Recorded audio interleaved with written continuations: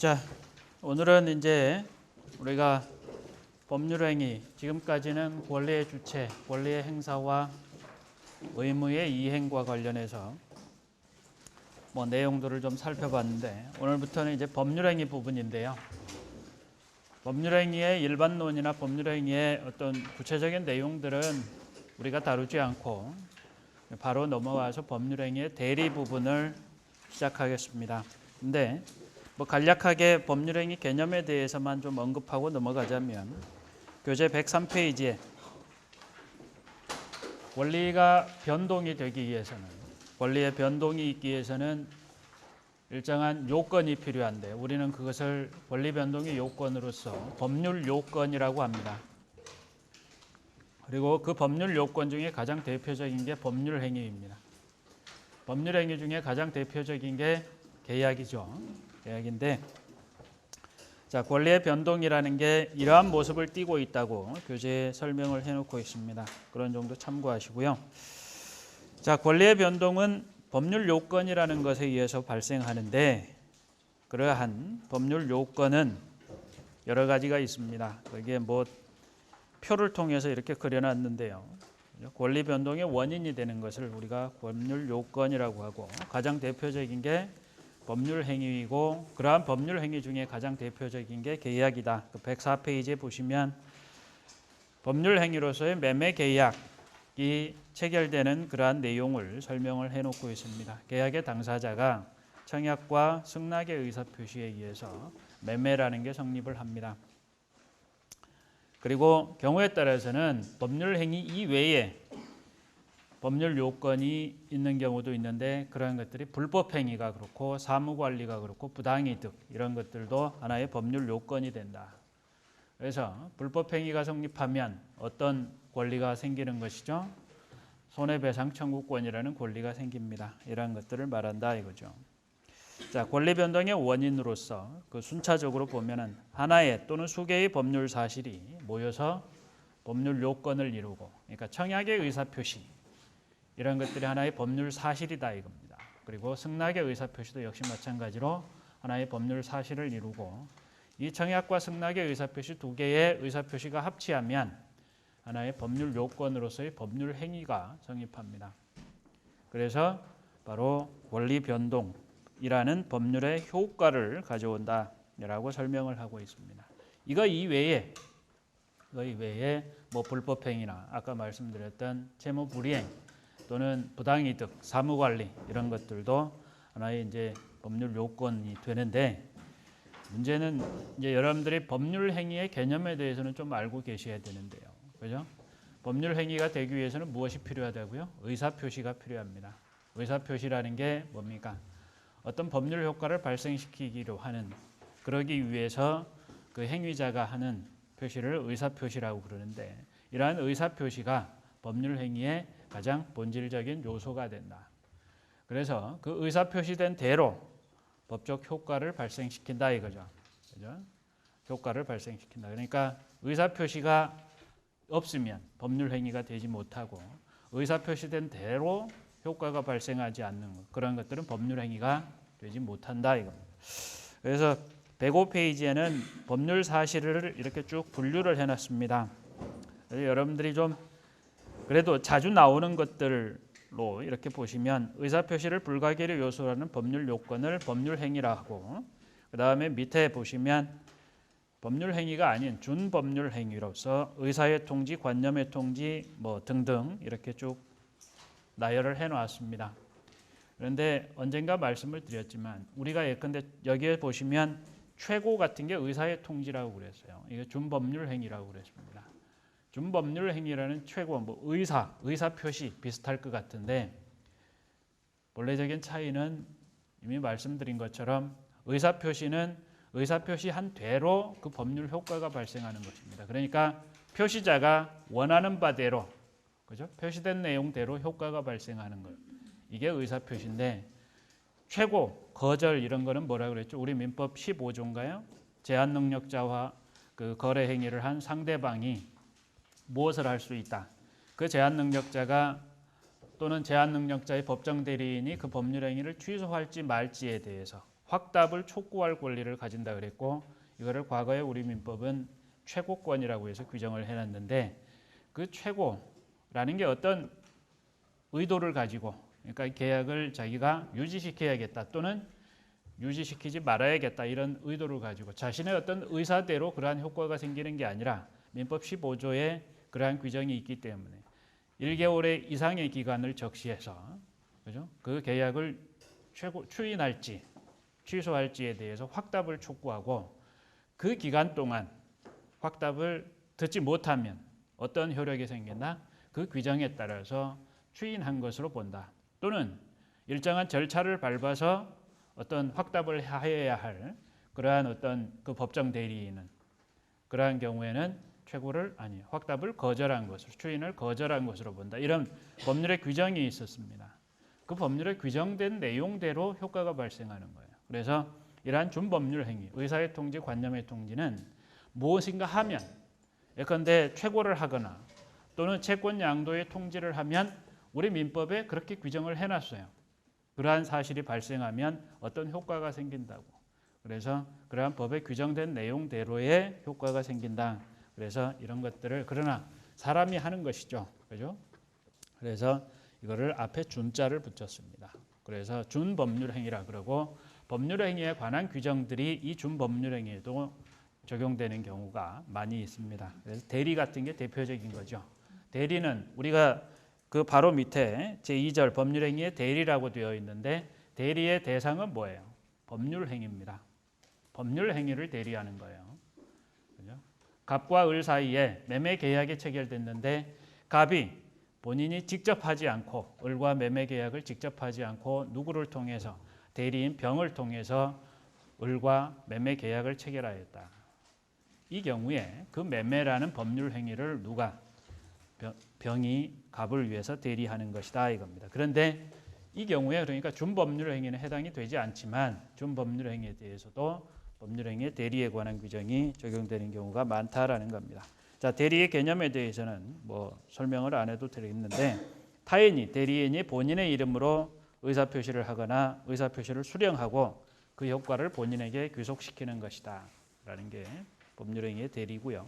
이 대리가 어떠한 그 작용을 하는가 뭐 내용 참고하시고요. 다만 106페이지에 보시면 대리의 본질론이라는 얘기가 나옵니다. 그러니까 대리라는 게 이제 뭐가 문제가 되냐면 예전에 로마법 시대나 이런 때는 이 대리의 어떤 이러한 개념에 대해서 익숙치가 않았습니다. 대리를 잘 몰랐어요. 그냥 본인들이 하는 것이라고 생각했습니다. 다만 이제 그때 당시에 이제 노예가 있었잖아요. 노예.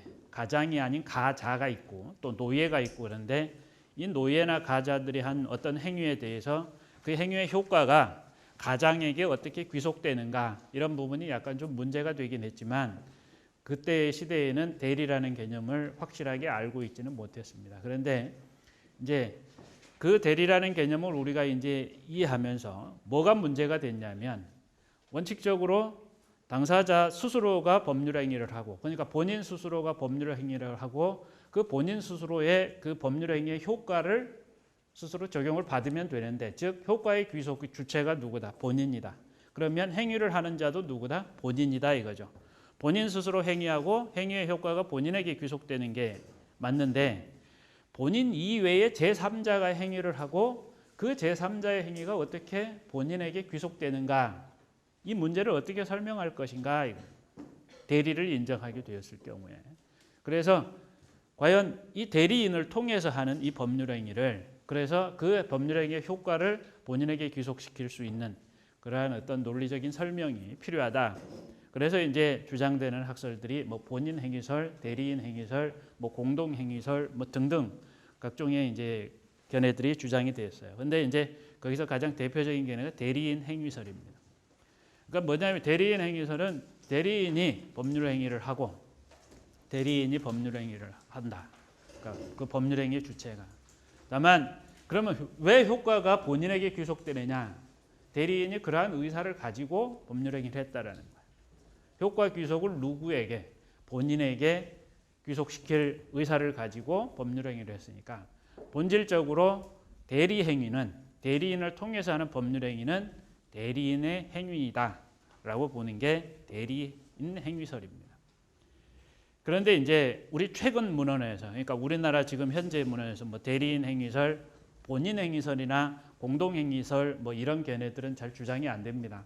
그런데 이제 우리 교과서에서 주장되는 것들 중에 이제 대리인 행위설 또는 최근 들어서 조금 유력하게 주장되는 것은 이제 거기 교재에도 써놨습니다만은 통합 요건설이라는 거예요.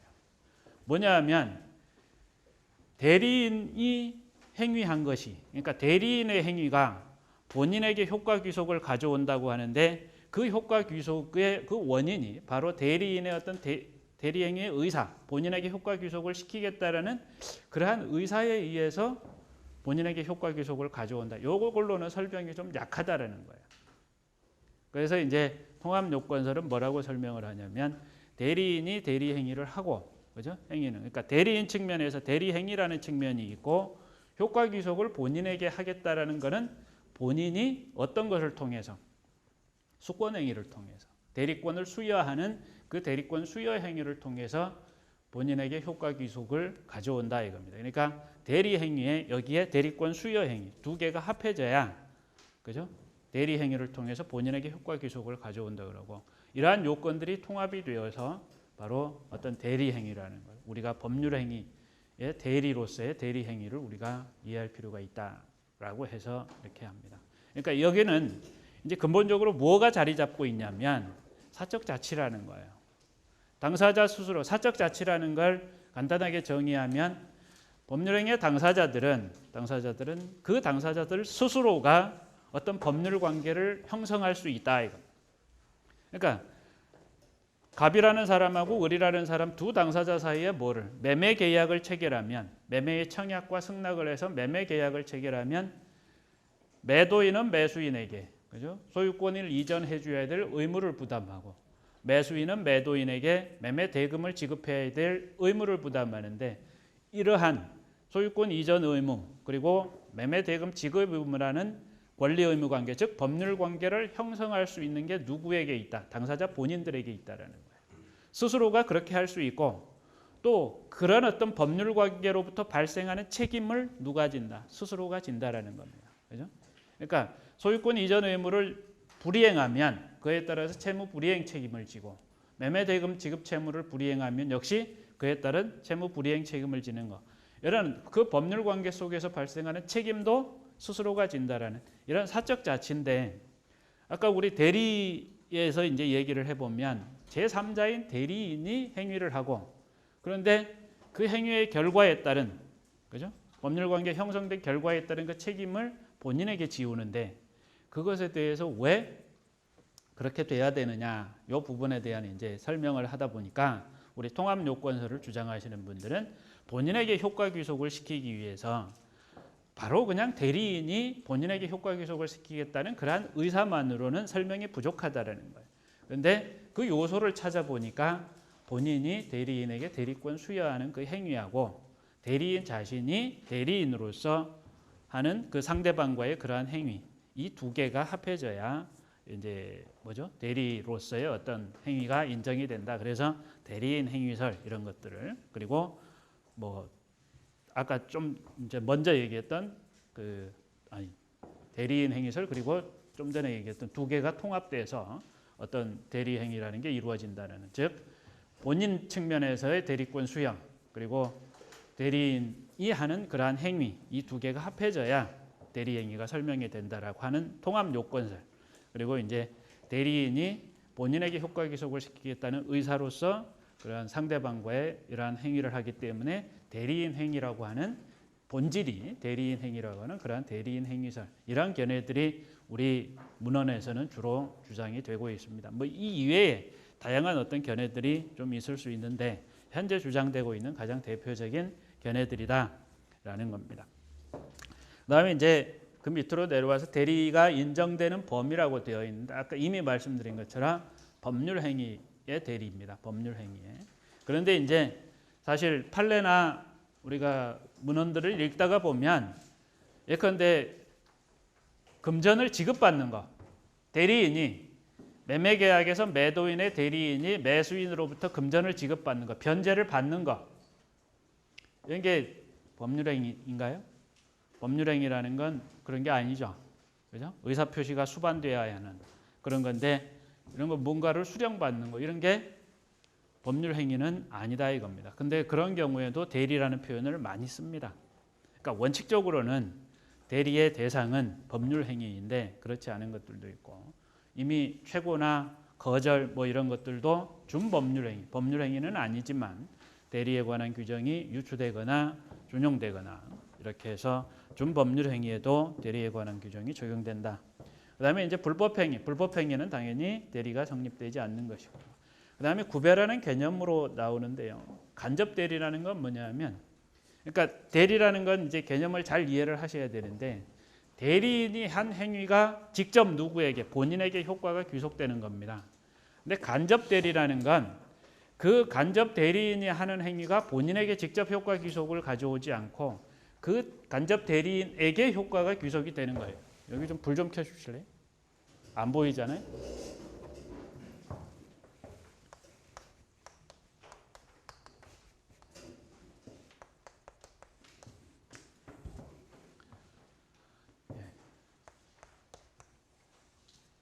갑이라는 자가 A에게 뭔가를 위임을 했습니다.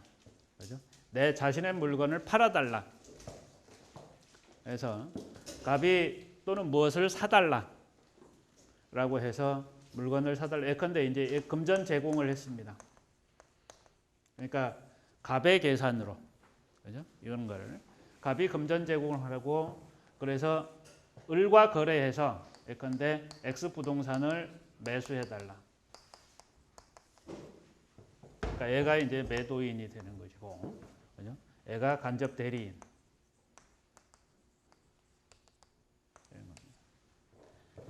그러면 우리가 A가 대리인이라면 갑이 A에게 대리권을 수여해서 즉 을로부터 X 부동산을 매수해달라는 대리권을 수여하면 A가 갑의 대리인으로서 을과 매매 계약을 체결하고 바로 을은 갑에게 소유권 이전 등기를 해주는 이런 관계를 우리가 대리 관계라고 그러는데 이 간접 대리라고 하면 A와 을 사이에 매매 계약을 체결하고 그 매매 계약의 효과가 누구에게 귀속된다? A와 을 사이에 귀속이 된다. 그러면 A는 이 갑과 이 사이에 어차피 X 부동산을 사달라고 위탁을 했으니까 그 위탁받은 내용을 나중에 갑에게 이행해야 될 의무를 부담합니다. 그러니까 이러한 어떤 간접 대리 행위를 통해서 취득한 물건을 누구에게? 갑에게 돌려주려면, 갑에게 넘겨주려면 또 그의 별도의 의무, 이행이 필요하다 이겁니다. 이런 것들이 간접 대리예요. 가장 대표적인 게 우리 상법에서의 위탁매매입니다. 그러니까 위탁자가 본인이, 그러니까 저런 거를 간접 대리에서의 본인에 해당하는 자, 이 경우에 갑, 이 자를 우리가 간접 본인이라고 해요. 저 간접 본인이 간접 대리인에게 어떤 물건의 매매에 위탁을 했을 경우에 이 매매의 효력은 그죠? 그 위임을 받은 자, 위탁을 받은 자하고 상대방 사이에 효과가 생기고 이 간접 본인과 간접 대리인 사이의 법률 관계는 이 위탁 관계에 따라서 A가 갑에게 그 재산권을 이전해 줘야 될 의무를 부담하는. 그러니까 우리가 위임 같은 경우에도요. 그러니까 갑이라는 자가 A와 위임 계약을 체결했습니다. 위임 계약을 체결하고 을이라는 사람하고 이 위임 계약에 따른 위임 사무를 처리하면 어떤 법률 행위를 해달라. 갑이 A에게 우리 민법상의 위임 계약을 체결했어요. 이 자를 수임인이라고 그러고 이 자를 위임인이라고 그러죠? 위탁자, 위임을 해줬다 이거죠. 자, 위임을 해줬는데 이 위임의 본질에 따라서 을과 위임 사무를 처리하면 요거에 대한 효과는 누구에게? A와 을 사이에 발생한다 이겁니다. 그래서 A와 을 사이에 발생한 이 효과를 누구에게? 갑에게 귀속시키려면 위임 사무 처리로 인해서 획득한 어떤 재산, 물건, 금전 이런 것들을 누구에게? 갑에게 이전해 줘야 될 의무를 부담하게 됩니다. 그러니까 그냥 위임 계약만으로는 뭐가 대리권 이런 게 수여된다 안 된다? 수여 안 된다 이거예요. 그죠? 그러면 위임 계약 플러스 뭐가 있어야? 대리권 수여 행위가 있어야 저 A는 대리권을 가져서 그 대리권에 기해서 갑의 대리인으로서 A가 을과 법률 행위를 하고 그 효과 귀속을 바로 갑에게 가져오는 것이다. 그런데 지금 간접 대리의 경우에는 그러니까 타인의 계산으로 그 대리인이 법률 행위를 하고 그 효과가 이 간접 대리인에게 귀속시키는 것. 이런 것들을 간접 대리라고 그런다. 대리하고는 구별되는 것이다 이겁니다. 그 101조 우리 상법 101조에 자기 명의로서 타인의 계산으로 물건 또는 유가증권의 매매를 영업으로 하는 자, 업으로 하는 자를 위탁 매매업이라고 그러는데 이런 것들이 대표적으로 간접 대리에 해당한다. 뭐 사자, 대표 이런 건 참고하시고요. 그다음에 이제 107페이지에 명의 모형과 당사자의 확정이라고 되어 있는데, 그러니까 타인의 이름을 사용해서 타인의 이름을 예컨대 도용하거나 타인의 이름을 사용해서 법률 행위를 한 경우, 여기서 보면은 갑과 을 사이에 뭔가 매매가 체결됐는데 실제로 갑은 아무것도 하지 않았습니다. 그죠? 그러니까 갑은 이 매매 계약서상의 명의자, 여기도 을도 명의자인데 을은 직접 자기 자신이 법률 행위를 했지만 갑이라는 사람은 을과 매매 계약을 체결한 사실이 전혀 없어요. 전혀 없는데 A라는 자가 을과 매매 계약을 체결하면서 갑의 대리인 A로서 한 게 아니라 갑의 대리인으로서 갑 대리인 A가 을과 매매 계약을 체결한 게 아니고 그냥 자기 자신을 갑이라고 칭했다 이겁니다. A가 자기 자신을 갑이라고 칭하면서 갑의 이름을 도용해서 또는 아니면 그런 정도가 아니더라도 예컨대 갑을 칭하고 스스로가 A가 갑이라고 칭하고 누가 을과 법률 행위를 했을 경우에 그러면 당연히 나중에 을은 갑에 대해서 이 매매 계약의 효력을 주장할 것 아닙니까? 그죠? 계약서상이 그렇게 되어 있으니까. 그런데 갑은 나는 계약 체결한 바 없다. 근데 명의자가 갑 당신이다. 그럼 당신이 계약의 상대방 아니겠느냐 이거. 또 경우에 따라서는 계약서에는 갑이라고 기재가 되어 있지만 을 입장에서는 A가 당사자 같다 이겁니다.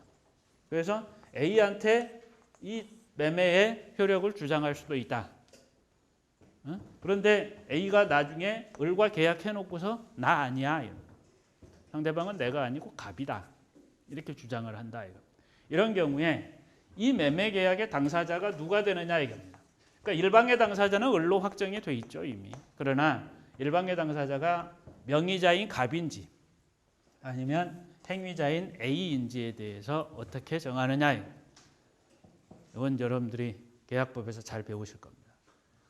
법률행위 해석 부분에서 당사자 확정 문제로 그냥 여기서는 문제 제기만 해드리는 거예요.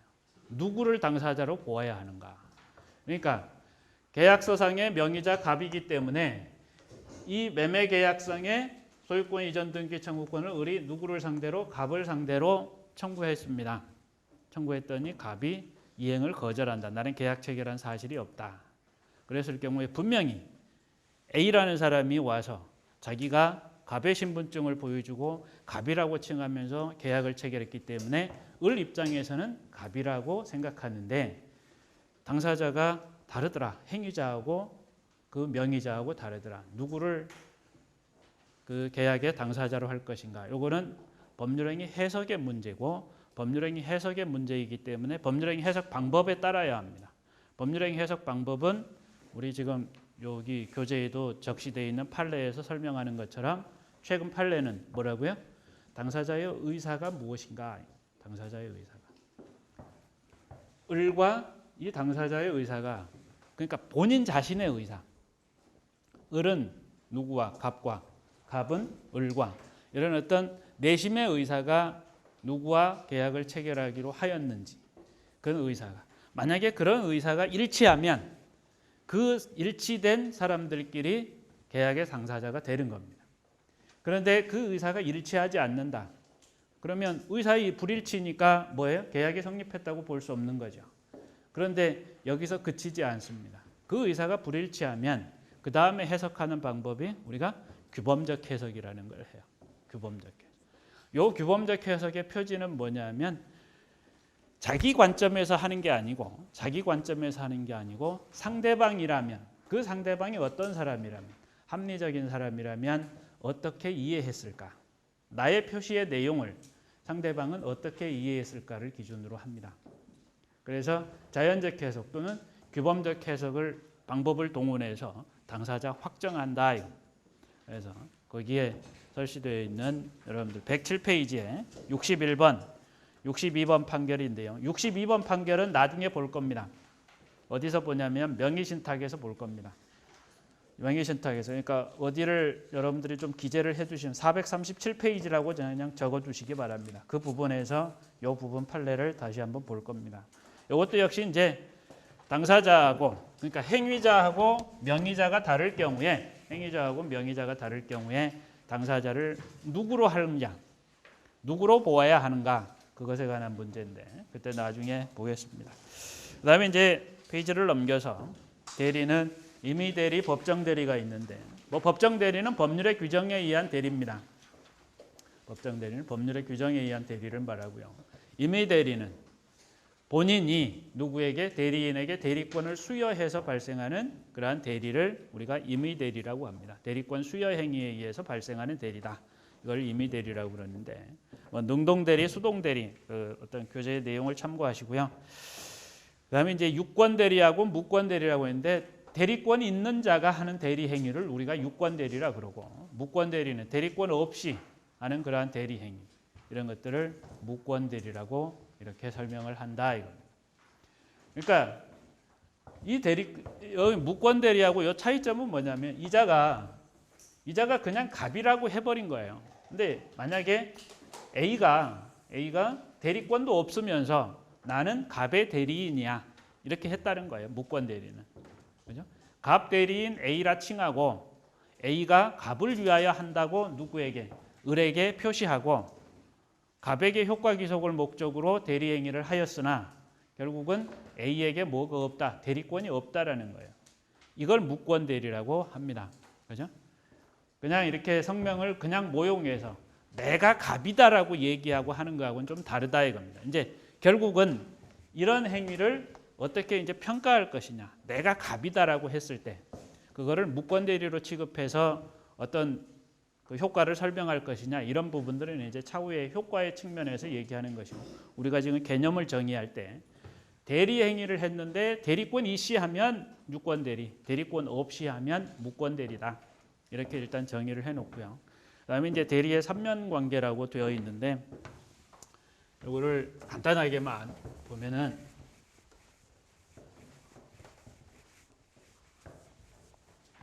여러분들이 이제 문헌을 읽으실 때, 그죠? 교과서를 읽으실 때 대리인, 그 다음에 상대방, 그리고 이렇게 있으면 우리가 그죠? 본인과 대리인 사이 이제 임의 대리를 기준으로 하겠습니다. 법정 대리는 법률의 규정에 의해서 뭐 미성년자의 친권자, 피성년 후견인의 성년 후견인 또는 피한정 후견인의 한정 후견인 뭐 이렇게 있으니까. 임의 대리를 간단하게 두고 설명을 하면 본인과 대리인 사이에는 뭐가 있겠어요? 본인이 대리인에게 대리권을 주어야 합니다. 근데 그거는 대리권을 주는 행위는 임의 대리이기 때문에 본인 마음이죠. 누구에게 대리권을 수여할지 말지, 줄지 말지. 그래서 본인이 대리권을 대리인에게 주었을 때 그 대리권을 가진 자가 상대방과 대리 행위를 하면 대리권 수여, 대리권을 수여하면 이 대리 행위에 의한 효과가 이들 사이에 법률 효과가 발생한다라는 거예요. 그렇죠? 대리권을 수여하면 그래서 이 대리권을 수여한 그 대리권의 범위 내에서 수여받은 대리권의 범위 내에서 대리인이 상대방과 이러한 법률 행위로서의 대리 행위를 하면 그 대리 행위의 효과가 본인과 상대방 사이에 발생한다. 즉 X 부동산에 대해서 X 부동산이라는 물건을 본인이 자기가 사고 싶은데 자기가 스스로 나서기가 좀 뭐하다, 잘 모르고 뭐 이럴 수도 있겠죠. 그래서 대리인에게 본인의 이름으로, 그러니까 우리가 갑을 병하면 갑이 자기 자신의 이름으로 을로 하여금 법률행위 해줄 것을 목적으로 대리권을 수여합니다. 어떤 법률행위? 병으로부터 X 부동산을 매수해 줄 것을. 그러면 을은 갑의 대리인으로서 병과 이 X 부동산에 대한 매수 계약을 체결하고 매매 계약을 체결하고 이 매매 계약의 효과가 본인에게 귀속되는 거니까 대리인 을과 병 사이에 X 부동산 매매 계약이 체결되면 이 병은 상대방 병은 누구에 대해서 갑에 대해서 매매 대금의 지급을 청구할 수 있는 이런 법률 효과가 생긴다 이겁니다. 또 역시 갑은 병에 대해서 이 부동산에 대한 소유권 이전 등기 및 인도를 청구할 수 있는 그러한 법률 효과가 생긴다라는 거예요. 그래서 이제 우리가 이 간단한 관계에서 우리가 이제 법적으로 중요한 쟁점이 되는 것은 이제 첫 번째는 이 대리권 수여 행위가 뭐냐 이겁니다. 대리권 수여 행위가. 대리인이 대리권을 가져서 대리 행위를 하려면 그 대리권을 가져야 되는데 대리권 발생 원인이 뭐냐? 그게 대리권 수여 행위, 수권 행위라고 이렇게 설명하는데 수권 행위가 뭐냐? 아까 법정 대리는 제외하고 지금 임의 대리만 설명한다고 그랬어요. 대리권 수여 행위가 무엇이냐? 대리권 수여 행위는 이 수권 행위에 의해서 대리권이 수여되는데 이 행위가 무엇이고 그래서 대리인은 그러면 받았으면 이 대리권의 범위는 어떻게 되느냐? 이런 게 문제가 되겠죠. 대리권의 범위는 여러 번 나왔어요. 그죠? 우리가 진작에 했습니다. 부재자의 재산 관리 뭐 이런 거 할 때. 그랬을 때 이 대리인인 자는 대리 행위를 하는데 어떻게 해야 되느냐 이겁니다. 대리 행위를 할 때. 그러니까 쉽게 얘기해서 가장 대표적인 거는 뭐예요? 제가 지금 계속 얘기하는 거. 을이 병과 대리 행위를 할 때에는 갑의 대리인 을이라고 하고 대리 행위를 해야 된다. 이거를 뭐라고 그러냐면 현명이라고 그럽니다. 현명. 그런데 이제 이런 경우도 있을 수 있죠. 을이 근데 미성년자예요. 그러니까 자기 스스로가 유효한 법률 행위를 할 수 없는 자입니다. 그런데 갑이 그러한 미성년자 을에게 대리권을 주었어요. 그럼 어떻게 되는 거예요? 을이 병과 그 대리 행위를 한다. 그때 을이 미성년자였음을 이유로 갑이 이 행위를 이것도 법률 행위니까 법률 행위 효과가 본인에게 귀속되니까 갑이 가만히 생각해 보니까 미성년자가 대리인이었다. 그래서 갑 본인 자신은 그죠? 미성년자 대리인 을을 통해서 한 법률 행위를 뭐 해버릴 수 있다. 취소해 버릴 수 있냐 이겁니다. 취소하지 못한다. 왜? 우리 민법은 117조에 뭐라고 되어 있냐면 법률행위의 대리에서 대리인에게는 무엇을 요구하지 않는다. 행위 능력을 요구하지 않는다고 되어 있습니다. 그 117조 행위 능력을 요구하지 않는다는 그 의미는 그죠? 대리인이 제한 능력자임을 이유로 해서 취소해 버리거나 이럴 수 없다라는 얘기입니다. 자, 이런 걸 얘기합니다. 그 다음에 이제 이렇게 해서 대리 행위가 유효하게 이루어지면 결국은 대리권을 가진 자가 상대방과 대리권의 범위 내에서 법률 행위를 했을 때 적법하게 대리 행위 효과가 생겨서 이거는 뭐예요? 결과적으로 유권 대리의 효과가 생기는 거죠. 그죠? 유권 대리라는 이러한 효과가 발생한다. 누구와 누구 사이에, 상대방과 갑 사이에. 그런데 이제 문제는 뭐냐면 갑이 대리권을 예컨대 수여하지 않았다. 즉 을에게는 뭐가 없다. 대리권이 없다. 그럼에도 불구하고 을이 아까 말씀드렸던 것처럼 갑의 대리인으로서 병과 이 대리행위 X부동산 매매 계약이라는 계약을 체결하였다. 그럼 어떻게 되는 거예요? 대리권이 없는 자가 대리권 없음에도 불구하고 갑의 대리인으로서 병과 이러한 법률행위를 했을 때 법률행위의 효과가 누구에게? 갑에게 귀속될 건가? 안 된다. 이걸 우리가 무권대리라고 이렇게 합니다. 그럼 무권대리의 효과는 어떻게 되는가? 이걸 우리가 이제 공부할 거예요. 무권대리의 효과. 그런데 여기서 이제 조금 복잡해지는 문제가 뭐냐 하면 대리권이 없는 건 분명한데 대리권이 없는 건 분명한데 갑하고 을 사이에, 갑과 을 사이에 마치 대리권이 있는 것과 같은 이상한 모습이 있다. 이걸 우리가 대리권이 있는 것과 같은 외관이 만들어졌다 이렇게 표현합니다. 갑과 을 사이에는 대리권은 실제로 없지만 마치 대리권이 있는 것과 같은 외관을 갖추고 있다. 가장 대표적인 게 뭐야? 갑이 막 떠들고 다니는 겁니다. 나는 을에게 대리권 주었다. 이거를 수권 표시라고 해요. 수권 표시. 제3자에게 내 대리인이 을이다. 을하고 가서 얘기해라. 뭐 이런 거죠. 또는 뭐예요? 대리권을 주긴 주었어. 갑이 을에게 어떤 대리권을 주었냐면 은행 가서 돈 빌려오라는 대리권을 예컨대 주었다. 내 이름으로, 갑의 이름으로 을 당신이 은행에 가서 돈을 빌려와라. 병을 찾아가서 돈 좀 빌려와라. 병으로부터. 그러면 그 금전소비대차 계약이 갑과 병 사이에 효과가 생길 거 아니에요. 그런데 을이 갑으로부터 돈 빌려오라는 대리권을 수여받았음에도 불구하고 을이 병에게 갑 소유의 X부동산을 팔아버렸어요. 그러니까 X부동산을 팔라는 대리권은 갑이 주지 않았죠. 그런데 X부동산을 팔아버렸다. 그런데 대리권이 있은 마치 그냥 대리인으로서 행위를 한단 말이에요. 돈 빌려오는 행위를. 그죠? 그런 대리권이 있었는데 실제로 어떤 대리권은 없다. X부동산을 팔라는 대리권은 없다. 또 경우에 따라서는 예전에 갑이 을한테 대리권을 주었어요. 뭐라고? X부동산 팔아달라는 대리권을 주었어. 근데 그 대리권 수여한 게 이제 소멸해서 을에게 대리권이 더 이상 없는 상태가 되었는데 마치 그럼에도 불구하고 여전히 을이 대리인인 것처럼 행세를 해. 지금 세 가지 유형을 들었는데 본인이 마치 대리권을 준 것처럼 제3자에게 표시한 경우, 이걸 우리가 수권 표시라 그랬고, 또 두 번째 유형은 본인이 대리권을 주긴 주었는데 그 대리권의 범위가 아닌 그 범위를 벗어난 그러한 범위 내에서 대리인이 상대방과 어떤 행위를 했거나 이미 수여한 대리권이 소멸했는데 그 소멸한 대리권을 가지고 현재 자기가 대리인인 것처럼 상대방과 이런 법률 행위를 했어요. 그러니까 뭐죠? 갑과 을 사이에, 본인과 대리인 사이에 무언가 있다라는 얘기예요.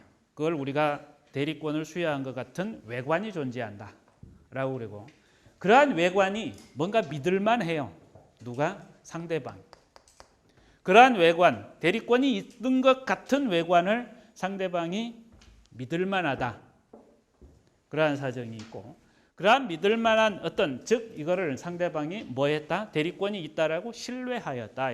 그 외관이 정말 실제 그런 것처럼 신뢰하고, 가만히 보니까 이 신뢰가 법적으로 어떤 가치가 있다? 보호할 가치가 있다.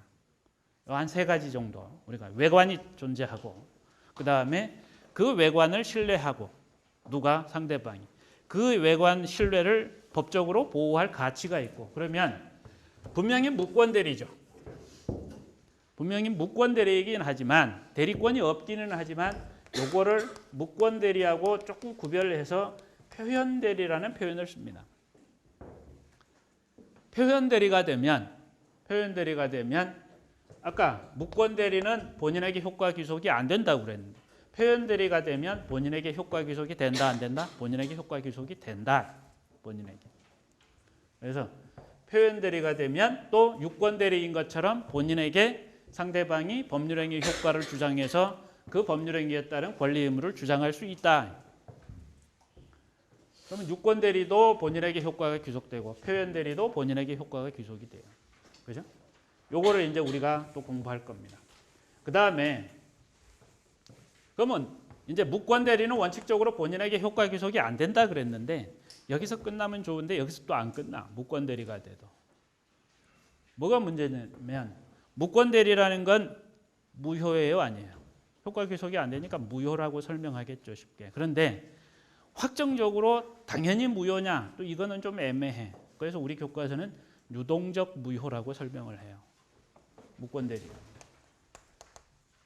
유동적 무효야. 유동적 무효인 거는 유효할 수도 있고 무효일 수도 있어요. 어쩔 때 유효가 돼버리냐면, 유효가 되는 경우에는 나중에 본인이 내가 대리권 안 준 건 맞는데 이 대리인이 이러한 대리 행위를 했다는 걸 뭐 해버리면 추인해버리면 돼요. 무권 대리 행위를 유권 대리 행위로 추인해주면 본인에게 효과 귀속을 인정해주면 이런 걸 추인이라 그러는데 비록 무권 대리 행위임에도 불구하고 그 무권 대리 행위를 나에게 효과 귀속을 인정하겠다라고 사후적으로 확정적으로 효과 귀속을 인정하는 의사 표시를 하면 요거는 유효가 되는 거예요. 그러면 무권 대리였지만 본인에게 효과 귀속이 됩니다. 또 무권 대리인데 추인을 예컨대 거절했다. 그러면 확정적으로 무효가 돼버리는 거죠. 이제 비로소. 그 다음에 또 추인을 받지 못했다. 추인이 없다. 또는 추인을 적극적으로 거절을 해버렸다. 이런 경우에는 본인에게 효과 귀속이 안 돼서 이제 무효가 됩니다. 그죠? 이렇게 해서 요거 대리행위의 효과로서 요걸 볼 거예요. 우리가. 여기 굉장히 이제 여러 가지 면에서 좀 중요한 쟁점들이 많이 있습니다. 그다음에 이제 요 부분에서 이제 볼 거는 아까 대리인이 대리권의 범위 내에서 대리 행위를 하고 그게 유권 대리여서 본인에게 효과 귀속하면 이 당사자 사이에 별 문제가 없잖아요. 응? 이들 사이에 별로 문제가 없는데 어떤 경우에 문제겠습니까? 무권 대리가 돼서 결과적으로 무효가 되었어요. 무권 대리가 돼서 무효가 되었으면 우리 사회에서 병은 누구에게 갑에게 이 대리행위 효과를 주장하지 못합니다. 법률행위를 하였으나 아무것도 갑에게 얻지를 못해요. 그러면 어떤 문제가 있는 거죠? 대리인 을에게 뭔가 좀 해볼 수 있는 건 없을까? 응? 대리인 을과 이 병 사이에 무권 대리에 따른 그런 무권 대리 효과를 갑에게는 주장 못하지만 을과 사이에는 어떤 관계가 있지 않을까? 이게 문제가 될 수 있습니다. 그래서 무권 대리 행위의 상대방이 대리인 을에게 무엇을 주장할 수 있는가? 이 무권 대리 효과로서 또 하나가 나와요. 이때 무권 대리의 효과로서 본인에게 효과 귀속을 시키지 못하는 상대방은 상대방 누구는 병은 을과의 관계 이들 사이의 법률 관계가 무엇인가? 라는 문제가 우리가 중요하게 다뤄질 겁니다. 무권 대리 효과 부분은 이걸 중점적으로 이렇게 볼 겁니다. 이 부분에서. 그다음에 이제 아까 117조 또 114조, 115조 현명을 해야 된다. 이런 것들을 이제 간단히 볼 거고요.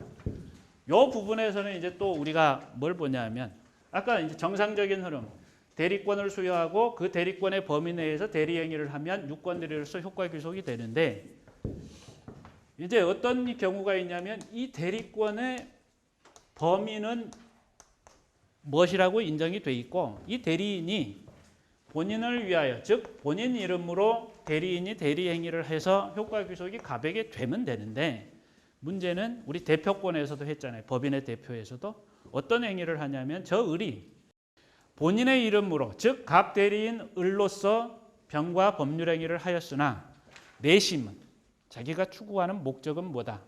자기 자신의 이익을 위해서 을 스스로의 이익이나 아니면 제3자 A라는 자의 이익을 위해서 했다. 예컨대 은행의 지점의 대리가 우리 교재에도 나와 있는 판례입니다만은 은행 지점의 대리가 고객으로부터 예금을 받았는데 이자를 많이 준다고 그러고 암호를 사용해요. 그죠? 이 영업점에 찾아오는 고객이 사전에 이제 약속한 암호가 있는 거죠. 뭐라고 해라.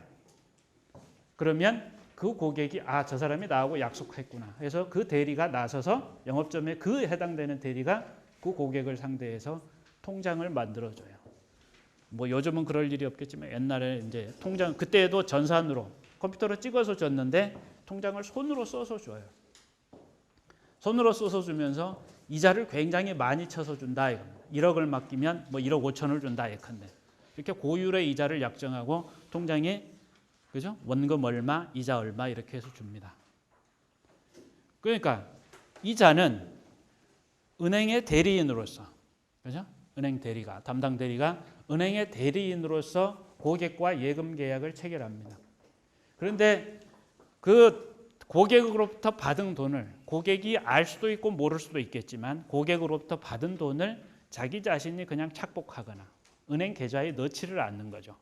그죠? 자기 자신이 착복하거나 아니면 자기하고 연결되어 있는 제3자를 위해서 쓴다 이겁니다. 제3자의 사채업자 또는 아니면 제3자의 사업자금을 위해서 제공해 준다.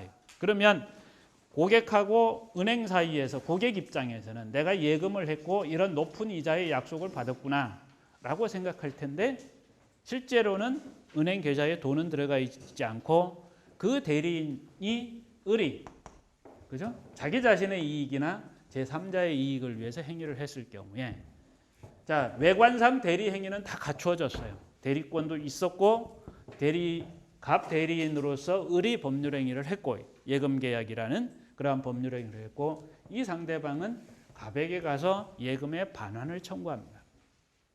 그러면 당연히 유권 대리이기 때문에 효과가 생기는 게 당연하겠죠.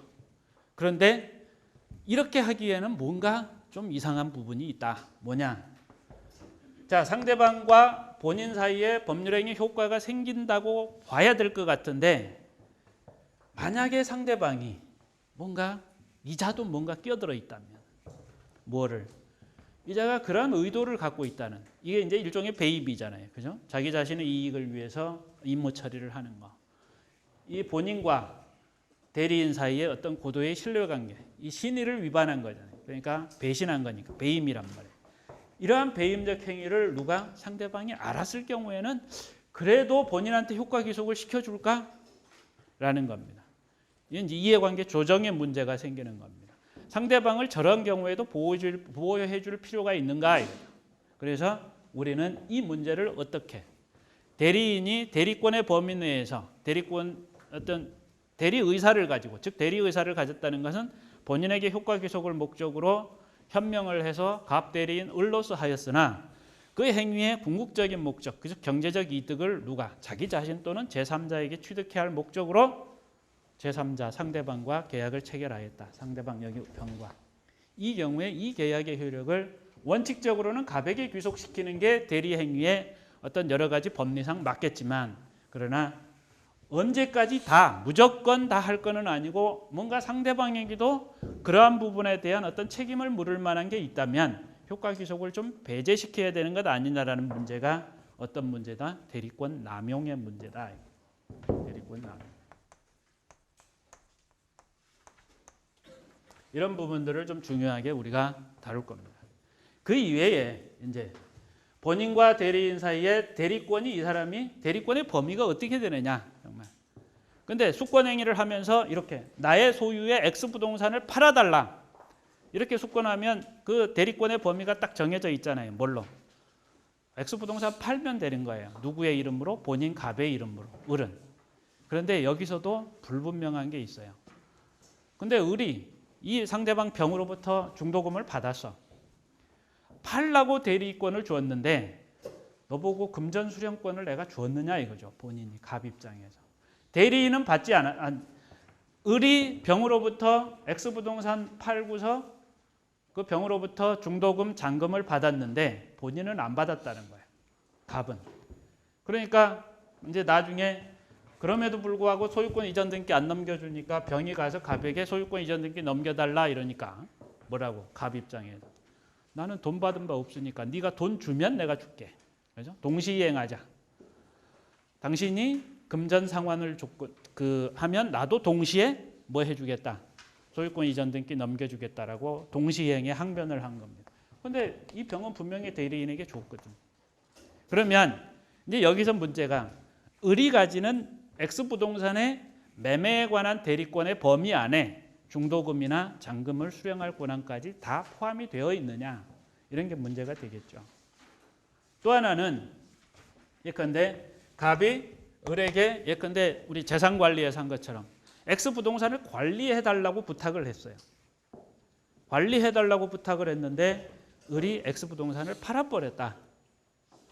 이 경우는 관리의 그 내용이 무엇인가? 이 X 부동산을 관리하라고 팔았는데 관리하라고 대리권을 줬는데 을이 팔아버리면 이건 뭐예요? 요거죠, 요거. 요거예요. 그죠? 관리의 대리권을 주었으면 이용 계량 행위, 보존 행위 이런 것만 하면 돼요. 그러니까 이용 계량 행위는 뭐예요? 그거 수선하고 뭐 이런 거를 해야 되는데 그런 게 아니라 아예 팔아버렸다, 처분을 했다라는 건 대리권의 범위를 벗어난 거니까 표현 대리가 되는 거죠. 그죠? 그런데 아무튼 이들 사이에 대리권의 범위를 분명하게 정하지 않고 수권 행위를 했을 때 그 대리권의 범위가 어떻게 될 건지 그때 적용되는 법리가 118조라는 거예요. 그죠? 그러니까 대리권의 범위가 분명하지 않으면 결국은 몇 조를 적용하는 거야? 118조를 적용한다. 뭐 이런 내용들을 이제 중점적으로 좀 볼 겁니다. 그래서 일단은 이 부분부터 좀 정리를 하고 넘어갑니다. 우리 교재는. 그죠? 이 부분 정리하고 그다음에 이 부분 정리하고 이 부분에서 일단 우선적으로 요걸 간단하게 볼 거예요. 뭐 요거는 특별히 문제가 안 되는 거예요. 요거는. 그다음에 이제 문제가 요거죠. 여기 무권 대리하고 표현 대리 부분에서는 특히 무권 대리는 이런 내용들을 우리가 살펴볼 겁니다. 그럼 표현 대리는 마치 유권 대리인 것처럼 인정을 하는 거니까 표현 대리가 인정이 되면 이 계약상의 본래의 급부를 갑은 병에게 이행을 해야 될 의무가 있는 거죠. 그런 어떤 표현 대리가 인정되기 위한 세 가지, 아까 수권을 표시했거나 대리권이 있는데 그 대리권 범위를 초과해서 대리 행위를 하거나 대리권이 있었으나 현재는 없는 그러한 대리인이 그 과거의 대리권의 범위 내에서 행위를 했거나 이런 것들을 각각 살펴볼 겁니다. 자, 이제 이 부분부터 간략하게 보면 자, 109페이지 맨 아랫부분에 대리권이라는 게 뭔지, 뭐 대리권이 뭔지에 대해서는 여러분들이 이제 잘 익히 아셨을 것이고, 그다음에 이제 대리권의 절차법적 의미라고 그래서 자, 대리인 을과 병 사이에 법률행위를 했습니다. 법률행위라고 법률행위의 효과가 본인에게 귀속이 되는데, 그래서 병은 갑에게 이 대리행위에 따른 법적 효과를 주장을 합니다. 즉 X부동산을 예컨대 을이 갑을 위해서 매수하는 이러한 대리행위를 했으면 병은 갑에게 대금을 지급해 줄 것을 청구하는 거죠. 그죠? 대금 지급을 청구했을 때 갑은 나는 그러한 행위 한 적이 없다 이러는 거야. 그러한 행위 한 적이 없다. 그러니까 병이 너하고 직접은 안 했지만 누구의? 너의 대리인 을과 했다. 을과 했다. 그래서 갑이 뭐라고? 나는 을에게 대리권 준 적이 없다. 그러면 이 대리권 존부에 대한 증명을 누가 하느냐? 병이 을에게 갑을 대리해서 X부동산을 매수하는 대리권을 주었느냐 안 주었느냐? 실제로 을에게 그러한 대리권이 있느냐 없느냐에 대한 증명을 누가 해야 되느냐? 절차법적으로 애가 해야 된다. 그 대리 행위의 유효를 누구에게? 갑에게, 본인에게 주장하는 을이 아니라 병이 해야 된다. 상대방이 해야 된다. 그 얘기를 하고 있는 거고요.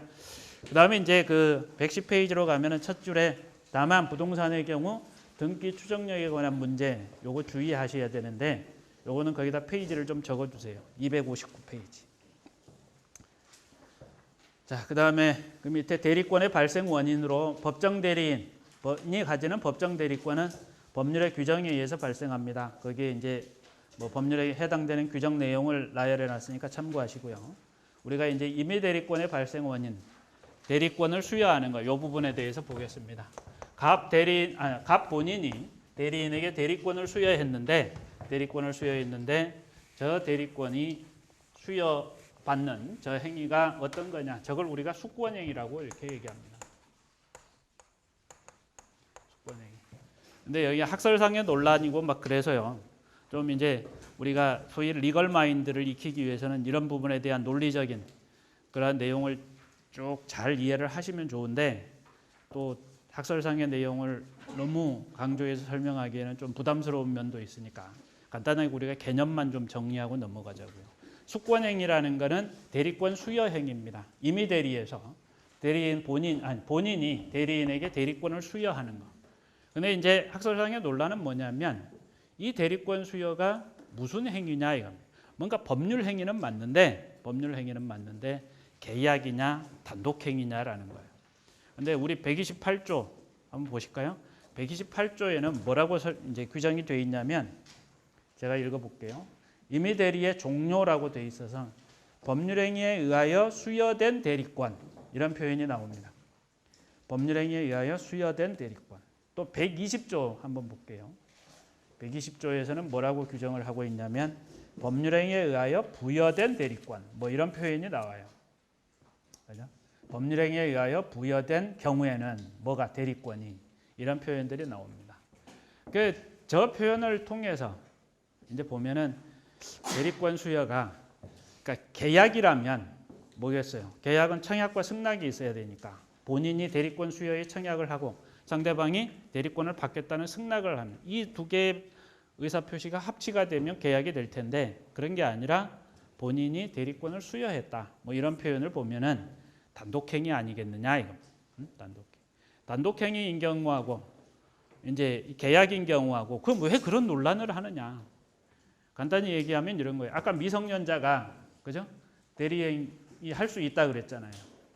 그 법률행위 대리에서 대리인에게 행위 능력을 요하지 않는다. 미성년자. 그러니까 단독행위라면 갑이 미성년자 을에게 대리권을 수여하면 단독행위 그러면 을에게 대리권이 생기는 건데 계약이라고 한다면 갑의 청약과 을의 승낙에 의해서 성립하는데 을은 미성년자이기 때문에 어떤 문제가 있죠? 이 법률행위를 취소해 버릴 수가 있습니다. 그죠?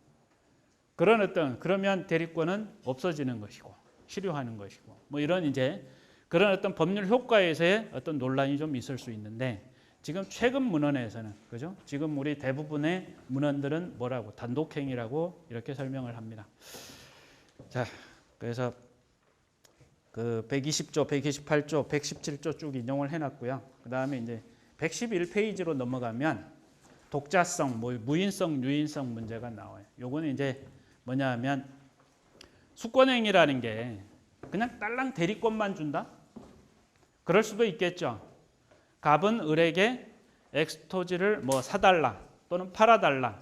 엑스토지를 담보로 제공하고 금전 소비대차 계약을 체결해달라고 이렇게 하는 그러한 대리권만을 수여하는 그러한 것도 있겠죠. 그런데 이제 보통 위임, 고용 뭐 이런 거하고 같이 이루어져요. 그러니까 회사의 종업원이 그 회사를 대리해서 그죠? 대표자가 아니라 회사의 대리인이 외부인과 회사를 위해서 법률행위를 한다. 그러한 경우에 그 회사와 종업원 사이에는 어떤 관계가 있는 거죠? 고용관계라는 게 있죠. 고용관계는 고용계약에 의해서 우리가 뭐 근로기준법에 적용을 받지만 우리 민법상은 그런 관계를 우리가 고용이라는 계약관계로 이해를 합니다. 또 아까 우리가 위임인과 수임인 사이에 위임 계약을 체결하면 그죠? 그러한 우리가 위임장 쓰잖아요. 갑은 누구에게 을에게 일체의 권리를 위임합니다.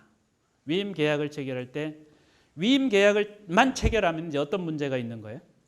위임 계약만 체결하면 조금 불편한 문제가 있어요. 왜?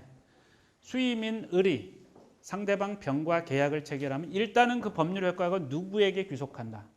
갑에게 직접 귀속하는 게 아니라 수임인 을에게 귀속한다. 그러면 을이 그 위임을 통해 위임 사무 처리를 통해서 얻은 것을 누구에게 갑에게 넘겨줘야 될 의무를 부담한다 이거예요. 아까 우리 간접 대리 이런 거 봤잖아요. 그래서 만약에 위임인 본인 갑이 수임인 을에게 위임 계약을 체결하면서 바로 그때 뭣도 주면 대리권도 주면 그죠? 수임인은 위임 사무를 처리하면서 동시에 대리인으로서 행위하기 때문에 바로 누구에게 본인에게 효과 기속을 할 수 있는 법률 행위를 대리 행위로서 할 수 있다. 그런데 이제 수권 행위라는 거하고 그러니까 대리권을 주었다라는 거 그럼 위임이라는 이러한 거하고 구별이 되느냐 이거.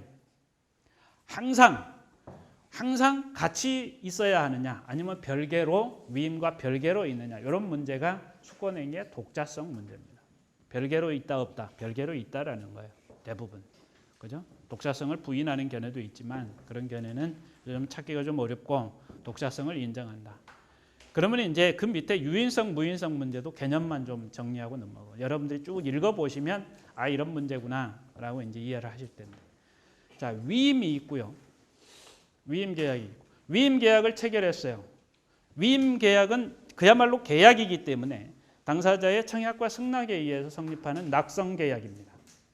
낙성 계약인데 자 일방의 당사자 아까 갑과 을이 위임 계약을 체결했는데 을이 미성년자예요. 그러면 미성년자 을은 위임 계약을 뭐 할 수도 있어요. 취소할 수도 있죠. 만약에 의사 무능력이었다? 무효예요. 그죠? 이렇게 돼버릴 수도 있습니다. 그런데 대리권 수여는 단독행위라고 그랬어요. 그래서 대리권은 을에게 그냥 수여한다. 그러면 대리권 수여 행위라는 이 수권 행위하고 위임 계약에서의 그런 거하고는 뭔가 취소 사유가 있고 없고 차이가 좀 있죠. 그래서 이제 뭐가 문제가 되냐면 위임 계약을 취소했다.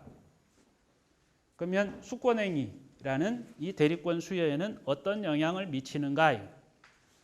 그러니까 위임 계약이라는 이 기초 관계를 취소해 버리면 취소의 효과는 어떻게 돼? 소급적으로 무효가 되는 거죠. 그 행위 당시부터 효력이 없는 것으로 취급해 버린다. 그죠? 이게 우리 민법의 태도란 말이에요. 그러면 수권 행위가 있긴 있었는데 위임 계약이 취소되면 갑과 을 사이의 법률 관계를 서로 형성하지 않겠다라는 건데 수권 행위만 그대로 남겨둘까 이겁니다. 위임 계약의 어떤 실효가 무효 또는 취소 사유가 뭐에까지 영향을 주느냐 안 주느냐, 수권 행위에까지 영향을 주느냐 안 주느냐예요. 이거를 우리가 수권 행위 무인성이라면 뭐겠어요? 아무 영향을 안 준다 이거예요.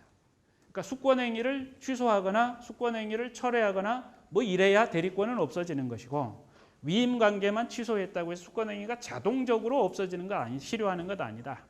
그러면 이자는 위임 계약이 취소 또는 무효되었다 하더라도 대리권 수여 행위가 유효하면 대리권의 범위 내에서 대리 행위하는 거 아무런 문제가 안 돼요. 그런데 유인성이다. 수권 행위가 이 갑과 을 사이에 있는 원인 계약, 예컨대 위임 계약이 취소되면 뭐에도 대리권 수여 행위에도 영향을 미친다면 이걸 유인성, 그죠? 위임의 어떤 무효, 취소의 사유가 뭐에도 원인이 된다. 수권 행위에도 원인이 돼서 영향을 준다. 그래서 수권 행위도 실효된다라고 하면 그렇다면 위임이 취소되는 순간 수권 행위도 취소돼서 대리인은 실효돼서 대리인의 대리권은 없어져 버렸어요. 그런데 이제 더더군다나 심각한 건 뭐죠? 취소가 소급효가 있단 말이야. 위임 계약 체결 당시부터 아예 없었던 게 돼버려요. 효력이 발생 안 했어요. 그러면 대리권 수여도 그때. 그러면 이미 취소의 의사 표시를 한 시점과 그 소급해서 위임행위 처음에 발생한 요 때까지의 위임 계약 체결한 요 시점까지의 요 사이에 한 이자의 대리 행위에 어떤 효과를 주느냐. 요게 이제 그 맨 마지막 단락에 쭉 설명이 나와요. 그 이제 이론적인 설명이니까 그런 정도 개념을 일단 말씀을 드렸으니까 여러분들이 한번 읽어 보시고요. 아, 이런 개념이구나. 이제 정리하시면 되겠습니다. 그리고 페이지를 넘겨서 이제 그러면 수권행위는 단독행위고 법률행위라 그랬고 그런데 특별한 방식, 서면을 요구하지 않는다.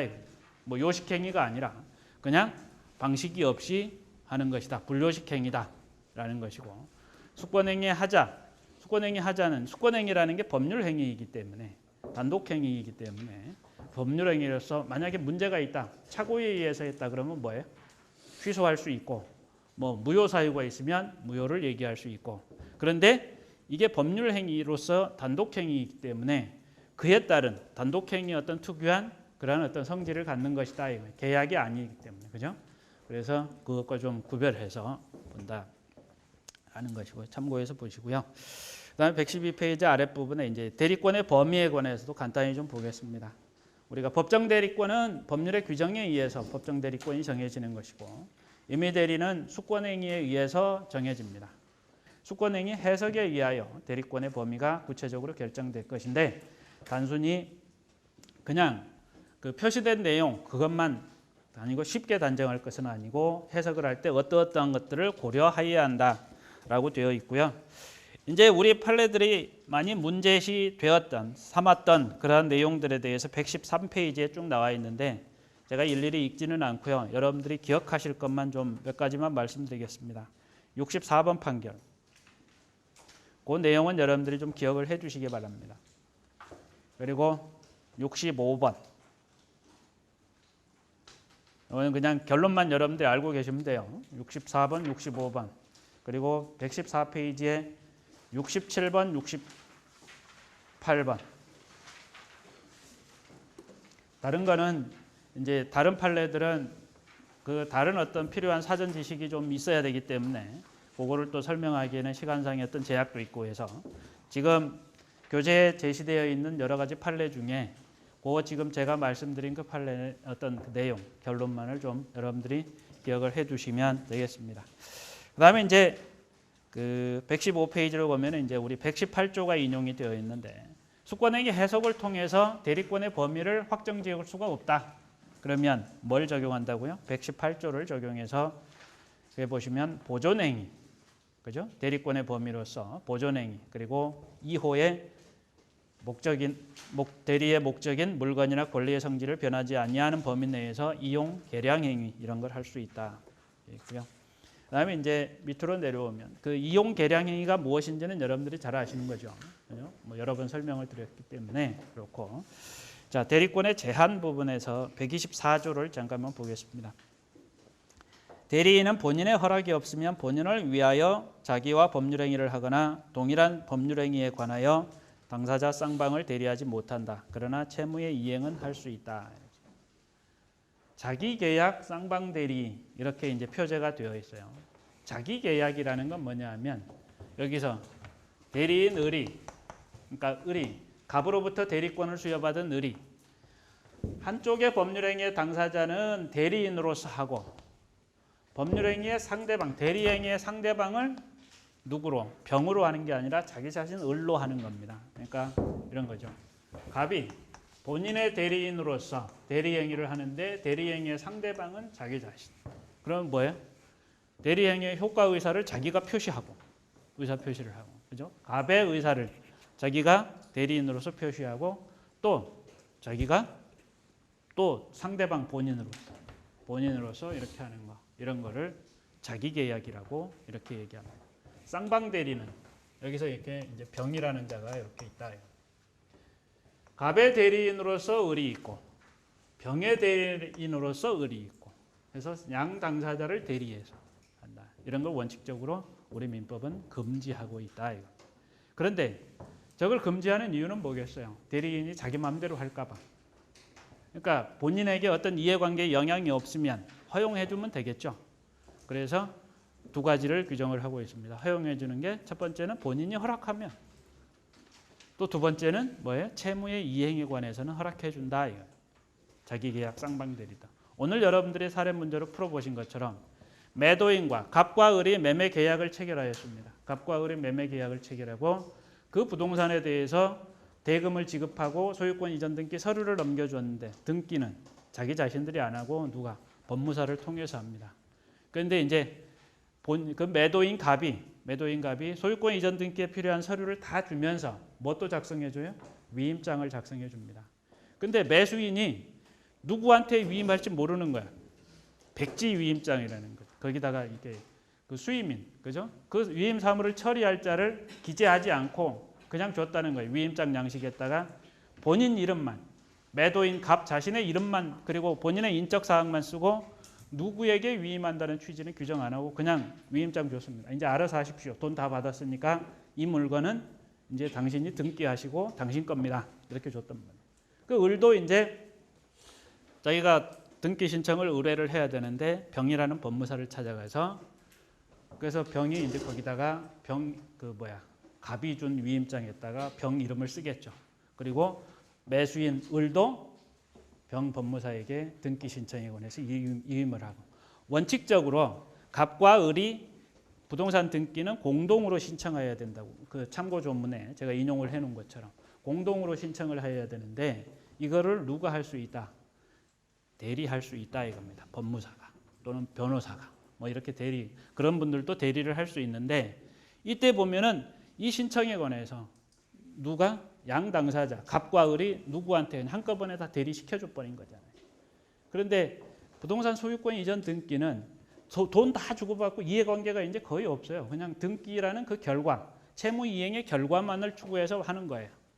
어떤 당사자 갑과 을에게 어떤 이해관계가 크게 없는 거죠. 이제. 이해관계 다 끝났고 법무사가 그걸로 자기 명의로 해버리지 않는 이상은, 그죠? 채무의 이행에 내용으로서 하는 거는 문제가 없기 때문에 그러한 정도는 뭘로 다 인정을 해준다라는 겁니다. 본인의 허락이 있거나 채무의 이행. 그런데 채무의 이행의 문제에 채무에 대해서 다툼이 있어. 내가 채무자 아니다, 기다 뭐 이러면서 그랬을 경우에는 채무 이행도 자기계약 쌍방대리 함부로는 할 수 없다라는 겁니다. 그런 점 참고하시고요. 그 다음에 이제 116페이지에 조금만 더 하겠습니다. 공동대리라는 게 나오는데 공동대리 요 119조에 대리인이 수인일 때는 각자가 본인을 대리한다. 그러나 법률 또는 수권행위에 다른 정한 바가 있는 때에는 그러하지 아니하다. 이렇게 돼 있어서 우리가 그 법인의 대표도 대표권을 뭐 어떻게 한다고 그랬죠? 각자가 대표한다 그랬죠. 여기 대리에서도 마찬가지입니다. 공동 대리는 각자가 수인이 대리인일 경우에는 특별히 법률의 규정이나 어떤 수권행위에 다른 어떤 표시가 없으면 각자가 대리 행위를 하는데 이제 문제는 예외적인 규정들이 좀 많이 있어요. 우리 민법에. 그 중에 대표적인 게 909조, 뭐 920조 2 뭐 이렇게 해서 친권을 행사하는데 친권이라는 게 뭐예요? 예컨대 그 미성년 자녀의 어떤 신상에 관한 거, 너 어디 살아라, 그죠? 뭐 거소를 지정해 준다든지, 뭐 또 교육을 한다든지, 잘못하면 그죠? 좀 삐뚤하게 나가면 그 자를 바로 세우기 위해서 뭐 징계를 한다든지, 뭐 이런 신상에 관한 거, 아니면 어떤 재산 관리나 이런 거를 대리해 주는 거, 뭐 이런 것들이 이제 친권의 내용인 거죠.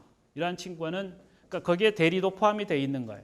그런데 이런 친권자는 엄마, 아빠, 부모가 공동으로 되어 있으니까 그러면 각자가 대리하느냐? 우리 민법은 저렇게 공동으로 해야 한다고 규정을 해놨다 이겁니다. 원칙적으로. 그래서 이렇게 법률에 예외적인 규정이 있는 경우에는 119조의 규정에도 불구하고 뭐하라? 공동으로 이렇게 하라라는 겁니다. 그런데 만약에 공동으로 안 했다. 그러면 공동으로 하라고 그랬는데 공동으로 안 했다. 이렇게 하면 법률의 규정을 위반한 거죠. 그죠? 대리인이 제대로 대리권을 행사 안 한 거죠. 그러면 무효다. 아까 자기계약 쌍방대리 하지 말라고 그랬어요. 그런 예외적인 상황이 아니다. 본인의 허락이 있거나 채무의 이행 이런 정도가 아니라 금지하는 자기계약 쌍방대리 또는 여기서 공동으로 하라고 그랬는데 혼자만 단독으로 대리행위를 했다. 이렇게 해서 119조 또는 124조를 위반한 이러한 대리행위를 하였다. 그 대리행위 효과는 당연 무효라기보다는 그냥 무효라고 하는데 그거는 이거다. 무권대리다. 무권대리. 그러니까 무권대리라는 개념은 원칙적으로는 이제 무효로 취급하는데 추인이 있거나 다른 사정이 있으면 뭘로? 유권대리인 것으로 된다. 그죠? 그러니까 그런 부분들. 자기계약 쌍방대리를 위반한 것, 금지를 위반하거나 공동대리 어떤 법률상의 규정을 위반해서 하는 대리행위도 당연히 무효라기보다는 무권대리로 취급해서 뭐 추인이 있거나 이렇게 하면 유권대리로 인정이 된다. 자, 다음 부분은 다음 시간에 이어서 하겠습니다. 수고하셨습니다.